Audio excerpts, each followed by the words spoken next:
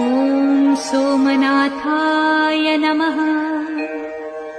ॐ मल्लिकार्जुनाय नमः।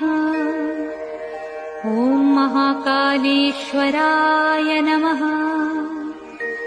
ॐ ओंकारेश्वराय नमः। ॐ वैद्यनाथाय नमः। ॐ भीमशंकराय नमः। ॐ रामेश्वराय नमः। ॐ नागेश्वराय नमः। ॐ विश्वेश्वराय नमः।